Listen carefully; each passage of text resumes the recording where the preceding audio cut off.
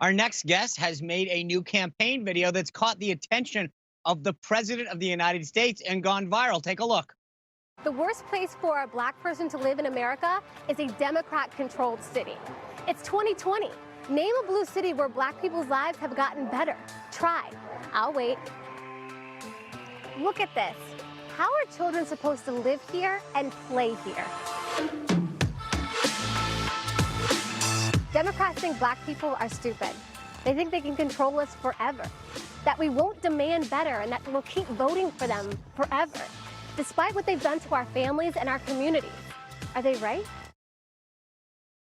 All right. Well, the woman in that very powerful, she joins us now. Kimberly, welcome to the show. Thank you for having me.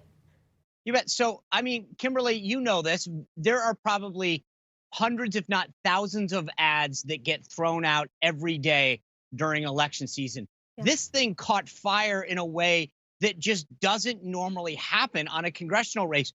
What do you think happened? I mean, how did you guys anticipate this? What was the moment in which you knew we got something? Or when you wrote it, did you say, I really think this thing's going to catch fire? You know what? We did not think that at all. Nobody on my team thought that. You know, when we walked through Baltimore, it was kind of like walking any ordinary day. You know, this is West Baltimore. I tell people this is Sandtown, Easterwood, Carrollton Ridge. This is where I took the videos of all the blight and the trash and the rats that I posted last summer that President Trump did retweet at that time.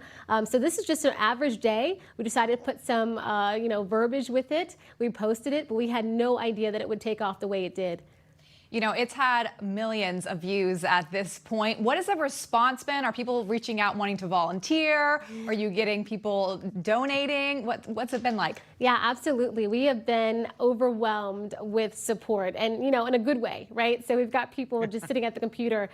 We've got over 200 people that want to volunteer now. I have to say we've been getting donations literally by the minute. And I think that's, the help of President Trump retweeting it, Donald Trump Jr. retweeting it, Rudy Giuliani, all the big names. And then also people just sending supportive messages. People are being motivational to us and saying, look, don't give up. This is going to be a tough battle. You're going against a big name, but just don't give up at all. And so we're excited. Kim, we've had a lot of black Republicans on, and they talk about how Democrats have let down the black community, how President Trump's got a strong record with the black community in terms of HBCUs, opportunity zones, criminal justice reform. Why isn't it clicking? I mean, your ad, there's something very powerful about it. It's gotten a ton of attention. The president's vowed to work with you to rebuild Baltimore. But why? What is either, are you ahead of the curve, or is something just not clicking with black voters writ large? Because it seems like every time you do something, it's the message is out there, it's resonating, but the question is it going to translate into votes? Yeah, well, with the mainstream media, I think people have to understand that right now, the black population believes that President Trump is racist. So he supports a candidate like me, and they say, well, she's just supporting a racist.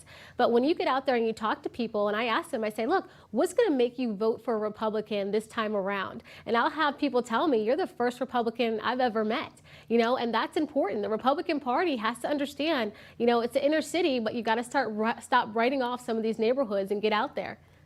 Absolutely. That is, I cannot tell you, Kim, after 6 years at the RNC, and we tried to do a lot of this, it's so tough. Every Republican goes, these people should be with us. These people should be with us. At the end of the day, if we don't go into those communities and talk to them about how our policies better their lives, their communities, and their families, we're not going to get their vote. What you just said is so spot on. One of the interesting things as well, you mentioned this earlier, and we mentioned in the open, this is a deep blue district. You are a Republican running in it. Some have said this is an uphill battle for you.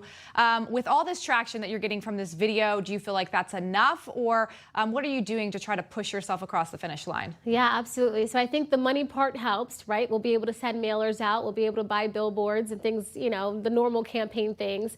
But also, I've gotten a lot of people that have been emailing us us and sending text messages and saying, look, I am a Democrat, I am independent, but I'm actually interested in hearing what your plan is. And I tell people, you know, this is all about bringing career opportunities back to the Baltimore City area. Just think about it. We saw that we had to rely on so many other countries for PPE during the pandemic. Why not bring some of that billion-dollar medical equipment industry right back through the Baltimore City port? We are the second largest port in the country, and it's underutilized. We can have so many more careers. We have to do something about school choice and education in the area. So I'm talking to people, and I think they're listening. All right, Kim, excited to see where your campaign is going to go. Your campaign video is amazing. If you haven't seen it, check her out. Kim Klacik, thanks so much for being here with us. Thank you. All right, coming up, Joe Biden says there will be laughter in the classroom if her husband is elected president. We'll discuss the effectiveness of the speech next.